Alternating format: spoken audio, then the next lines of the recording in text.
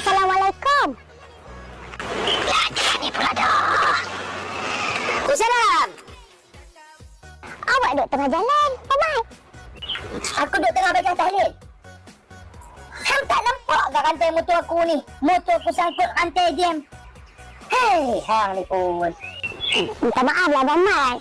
Awak tak nampak. Awak boleh tolong apa? Hang nak bagi rantai gerak hang kat motor aku?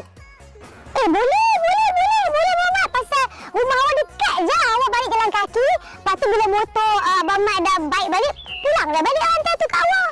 Allah. Mau aku kata dekat hang tak cerdik. Sagi hang kecil hati kat aku. Pak Long hang tu pun marah dekat aku. Hang fikir lagu mana apa aku tak tahu. Hang ingat rantai gerak hang dengan rantai motor aku ni sama ke? Boleh masuk ke? Tak boleh masuk, awak oi.